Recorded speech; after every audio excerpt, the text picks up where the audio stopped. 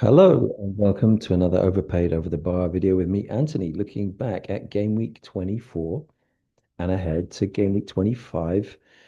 Um, this week, not much difference in my overall rank in the end.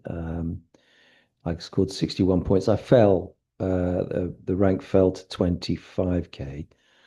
So I'm just outside the top 25k. So I'm still not complaining, and very much hoping that I can maintain this for the rest of the season. But a lot of people doing much better now. Good players starting to come good. It's that time of the year. So I very much know that I'm going to have to work very hard to try and keep where I am. Um, who did well for me this week? Bruno Fernandes, I didn't captain. He got 10 points. Hats off to people who captained him. I captained Haaland, thinking that Spurs defense wouldn't be able to handle him. And they kind of didn't really handle Man City very well up until a point, and then they started playing very well. But Haaland didn't get a goal; he got an assist. Enzo scored again, and Semenyo scored again. So those were the two players who have done very well for me in recent weeks. In defence, Gabriel and Timber, Truffert for Bournemouth. Pretty good pick he's been. You've only played him occasionally. He often gets a clean sheet when I play him. But O'Reilly, Manchester City defence, just I don't think anyone should go there at the moment. That's my personal opinion.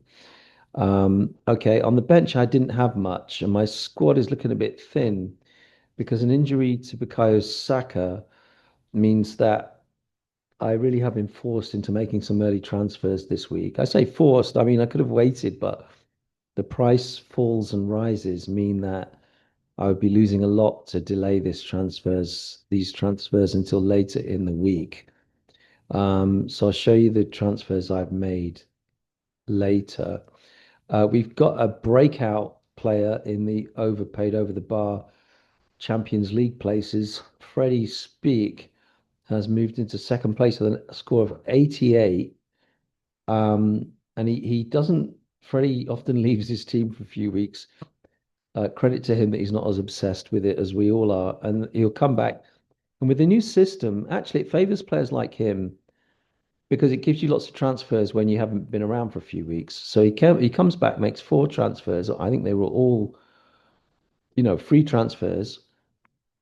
And what great transfers they were. So he got rid of Haaland, very bold, brought in Joao Pedro or Ekitike, I'm not sure which, but very much, this is a great strike force. Thiago, Ekitike, Joao Pedro. I encourage anyone thinking of getting rid of Haaland to get this strike force because it really is. I think this could be great for the rest of the season. However, I'm too worried about Haaland to go there, but I still think this is a good idea. Bruno Fernandes, of course, captained him.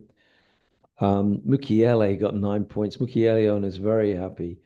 And then his triple Arsenal defense. As an Arsenal fan, he's banked on their defense with their double game week coming up. Surely that's worth investing in as well. He's even got Gay and Wilson. He's got a very, very good squad here. Probably too many players to get in most weeks, but I suppose when Sunderland have an away game, Mukiele goes to the bench with Delcroix, and then he's only got one player on the bench that might return who's not playing that week. So yeah, apart from that, in the mini league, um, a few good scores. Matt Cox continues his progress up the top 10 to fifth place. Craig into the top 10 with a 65. That's a very good score. Yeah, otherwise, decent week for many managers at the top there. Matty White got 62 points, which is a very good score, but or a decent score, but he was overtaken this week. Okay, so let's have a look at the fixtures for this week. Um, there's a Friday night game, so please remember that the deadline this week is 6:30 p.m. this Friday. It's not a Saturday deadline. So it means basically that we probably won't get any real information that'll help us because not many people own Leeds or Forest players, and they're probably the only ones that we might hear something on. So, um, apart from that, that's a good game, isn't it? 12:30 on Saturday, Man United Spurs. And at 3 o'clock, there are five games at 3 o'clock, including Arsenal and Chelsea away um, at Wolves. So a lot of players you might, like me, have three of each of Arsenal and Chelsea. A lot of players playing at 3 o'clock with Bournemouth and Aston Villa playing each other as well, and then the Newcastle home fixture with Brentford at 5:30. Um, Newcastle lost to Manchester City in the second leg of their League Cup semi-final. And although that was entirely expected, Anthony Gordon went off injured for them. And I think if you've got any Newcastle assets, I would really consider getting rid right now, whether it's defenders, midfield players, or attackers. Because I just think they've got Trippier playing at right back. And because they have to, they just haven't got the options. And I just don't think that he's got the legs anymore. And when you watch them play, obviously their midfield players are very good, but then Bruno Guimaraes has been out injured. I'm just not confident about them at all. So I mean, maybe a defender like Chow, you hold on to them, but otherwise, forget it for Newcastle players going forward. I could be wrong. They're a team that always has a lot of fire, and they've got a good tactical manager. Um, so if you've got Thiago, like me, I'm wondering if I should. I've got too many players now because of my transfers this week. And I'm wondering if I should play him against Newcastle, leave him on the bench. I'm not really sure. Um, Chelsea players, we'll talk about those in a minute because the possible um, various possibilities you could have with Chelsea. But you really should be looking at least two Chelsea players for the next 3 weeks because they have very, very good fixtures. Harry Wilson home to Everton. If you've got him, that's a nice one. Everton also, you might want to play their defenders at Fulham. Um, Burnley West Ham's quite nice if you've got a West Ham player. I don't, but if you've got one, it might be worth playing them. I don't know about buying a West Ham player. That seems a bit extreme, but they're certainly looking a lot better. I think Paquetá leaving West Ham has helped them in a way because I think the morale, the team is a lot more together now, despite the fact that he's obviously a great player. Bournemouth at home to Aston Villa. That could go either way, I think. And I don't know if you could leave a Bournemouth defender on the bench for that, but I might if I had. I am probably leaving Truffert on the bench. Um, Arsenal at home to Sunderland. Sunderland's away form is not good at all. Their home form is fantastic. I think it's the best home form from a promoted team since somebody a long time ago. I thought I was going to give you a statistic there, but I've forgotten it. But it's a very long time since a promoted team has had the home form that Sunderland has this season. Um, Manchester United, Spurs. I mean, Spurs have been looking a bit better. Obviously, had a miraculous recovery against Manchester City. A little bit aided by the referee, I thought. Although in the end, Rodri should have been sent off as well in that game. Um, so I'm not sure. I think. I mean, I suppose Manchester United will win that. Um, And again, if you obviously attacking assets for Manchester United are very popular. So apart from Bruno Fernandes, that everybody's now buying, there is Mbeumo, there is Cunha, there even Amad Diallo is worth looking at. I think I'm not happy with having more than one at the minute. I'm just thinking about having one right now. Sunday, Brighton Palace, Liverpool Man City. That I think this one, Liverpool Manchester City on Sunday could be one of the games of the season. And some of the games between the top teams this season have been very disappointing. Um, I think when Arsenal played Liverpool twice, the game wasn't particularly good.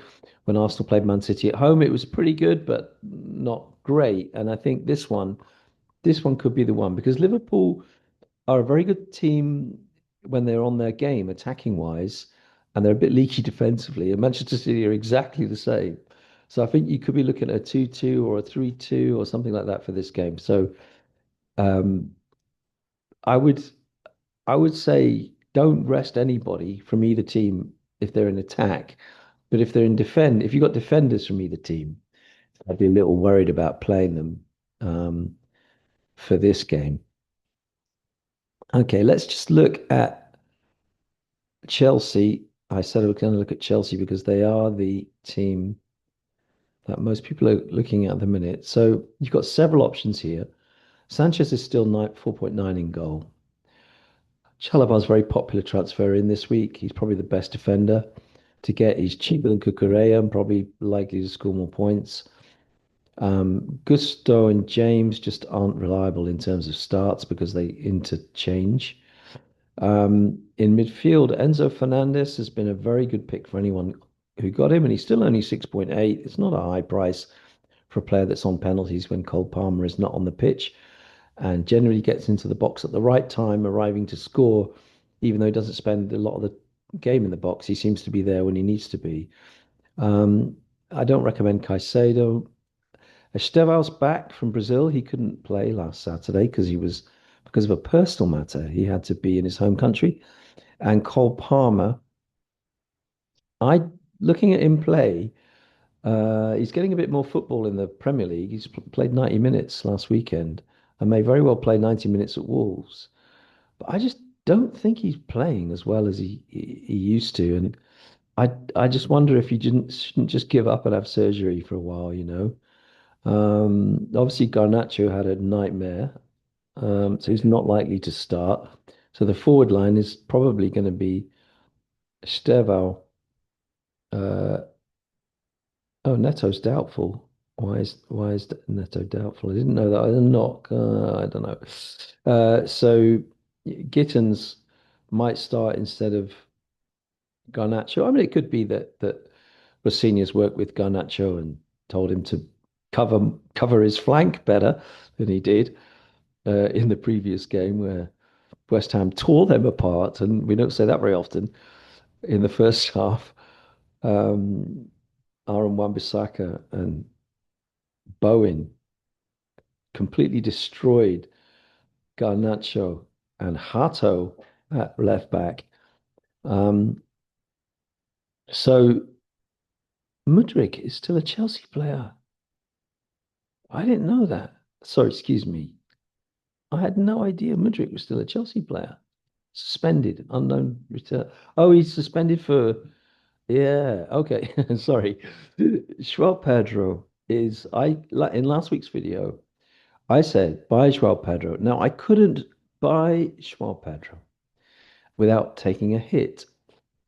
And this, I'll just show you what I've done here. So the only way I could have got João Pedro last week was to sell Saka for Rice and buy João Pedro for Mark Guiu. Um, I should have done it because this week I wasn't able to do it because the prices had changed. So I had to take a hit this week, and I had to sell O'Reilly, which I'm very glad to sell him, but I had to take a hit to do it.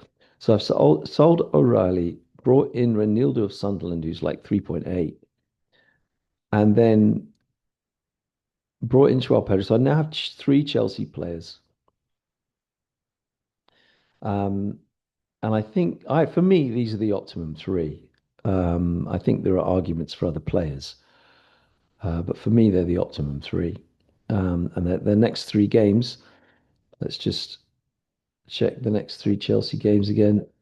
So Wolves, Leeds, and Burnley.